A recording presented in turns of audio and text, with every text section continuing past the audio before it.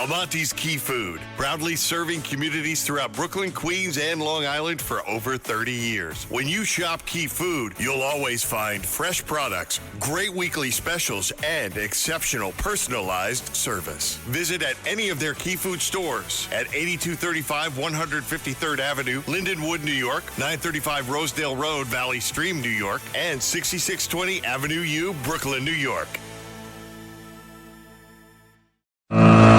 Katz and Cosby, entertaining and informative on the Red Apple Podcast Network. Boy, John, there is a lot to talk about, and it looks like the latest thing is maybe a change to the Ed Koch Bridge, the name. You can't make it up. The great mayor of New York City. Ed Koch. You're gonna take his name off the bridge? Isn't that crazy? Who wants to take his name off the bridge? Mamdani, the guy who couldn't come to the Israel parade yesterday. Has anybody told Sid Rosenberg? His head's going to explode after this one. And I think many of our heads are going to explode. Let's go to the great former congressman. We love him, Peter King.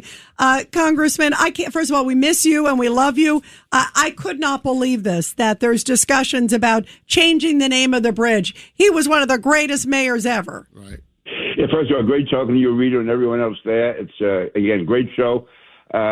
Ed Koch, more than any mayor, I think, personified New York. You could say one mayor may have been better, or one mayor, whatever. The fact is that nobody personified the spirit of New York better than Ed Koch. He's an iconic, legendary mayor, and having the bridge named after him is almost the least that could have been done. And I was actually there when they had the initial ceremony with the Mayor Bloomberg involved. Cardinal Dolan was there. David Dinkins was there. We can go down the list. Mike Bloomberg, obviously, I said.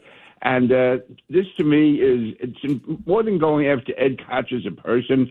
This, I think, is part of the Mamdani and his people who want to undercut the culture of New York, undercut the traditions of New York, and nobody personifies them more than Ed Koch. Whether you agree with him or disagree with him, every true New Yorker could identify with Ed Koch. That fighting style, the spirit, how am I doing, all of that. I mean, and the city, when he became mayor, was really down. They were coming out of the fiscal crisis or not coming out of it. He brought them out of it. He brought the city back. He brought the spirit back. So he really, to me, as much as maybe more than any mayor, personified what New York is all about. So what do you think, Pete, he has against Ed Koch? I think the fact is that he was a traditional Democrat, that he stood for traditional values, and also the fact that he is from the different wing of the Democratic Party. And Ed Koch, and also some people in the a gay community felt that he was not outspoken enough on AIDS. The fact is, you have to judge a person by the times you lived in. And Ed Koch, again, he was an honest guy. He was a tough fighter. I was proud to call him a friend. He was very helpful to me on a number of occasions, very helpful to my family, just a great guy to be with. But again, apart from me... A true New Yorker. Right. Absolutely. He was Mr. New York. He really was. I don't think this mayor was even born when he was born. Right. I think there's more to it. Go ahead, Judge Weinberg.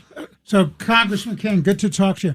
2 points. With respect to Mayor Koch and the bridge, I think a lot of it has to do with this mayor's anti-Semitism and the fact that Koch was a great supporter of Israel. Are you saying because Koch is a Jew, he wants to take his name off the bridge? I'm saying that he's an anti-Semite, and I'm saying he was pro-Israel, and he also kept Arafat out of Lincoln Center because Arafat was a terrorist. I thought that was Rudy. Koch, too. Yeah, they both did. But let's switch gears. Ed Koch was not just Jewish, not just a supporter of Israel. He was proud to be a Jew, proud to support Israel. Right. He was outspoken, and I just think that that offends people like Mamdani more than any of us can appreciate. Probably the judge can appreciate more than anyone being Jewish himself, but not being Jewish. I just see it's in him. He reeks of it being it's not anti-Semitic, anti-Jewish, anti-Israel. I don't know how you want to categorize it. I think it's anti-Semitism, but it's a visceral hatred that he and his people have. I mean, they will condemn anything Netanyahu does that isn't perfect. They condemn it. Meanwhile, there's atrocities being carried out by so many different countries and groups around the world that they're absolutely silent on, including Hamas. Well, he didn't march in the Israel parade. Everyone's talking about it. So you see Jessica Tisch, the NYPD commissioner, who, by the way, there's a report that also says that they haven't had any talks yet with the NYPD. Remember, Mamdani promised removing the cops from the psych emergencies. She says no talks yet, so that's good. Hopefully there won't ever be any talks because we need police officers there. But so she marches, and who's she marching with? She's marching with Bloomberg. And then Eric Adams came. Yeah. By the way, Eric Adams got a huge rousing applause. Everyone was chanting 4 more years. Bring back Eric. Yeah, bring back Eric. Exactly. But how bizarre is that? She's not marching with the current mayor because he didn't come. That's terrible. I mean, I really admire Jessica Tisch. And by the way, she has a unique talent. She just stood there when Mamdani spoke, and she got up and said she would march in the parade, and then she just put in the one word, proudly. And that just undercut everything he said. She didn't raise her voice. She didn't shout. She didn't yell. She just said it in such a cutting, calm way. And to me, she could be a devastating candidate. Now, before we let you go real quick, the New York State sanctuary policy, you can't make it up, going off and saying that agents, the ICE agents, the federal agents can't wear masks. And also, obviously, trying to block law enforcement local from participating with federal. I mean, this is that we were just talking with James Galliano right before you, Pete, and he brought up there are 4 states now that have these, quote, sanctuary state laws. Well, to me, that makes it all the more reason why we have to elect Bruce Blakeman governor. Because in Nassau County, we actually have written agreements between the Nassau County Police Department and ICE to work together to remove violent criminals from the streets. It's total cooperation. There's been no abuses. Everything's being done right, and that's one of the reasons why Nassau is one of the safest county in the entire United States of America.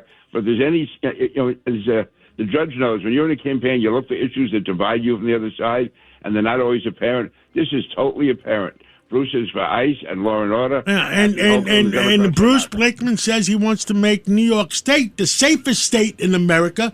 What's wrong with that? That's a great message. That'd be great. Yep. Great message. Peter King, we love you. It's great to have you here. Thank you, Congressman. Judge George. We're keeping your seat hot on Mondays. Right. Yeah, it's hot. It's hot. We're missing you. Thank you, Pete. Thank you. Thank you. Roger Stone here. Your dollars are losing ground, but gold isn't. American Sovereign Bullion helps you protect your wealth through real, tangible assets. Through their nationwide wholesaler network, you get some of the best pricing on gold and silver delivered straight to your door. Since 1912, the U.S. dollar has lost 97% of its purchasing power. Meanwhile, gold continues to prove its strength. So call 844-272-2428. That's 844-272-2428. Or visit dyingdollar.com to request your free gold and silver guide. That's dyingdollar.com.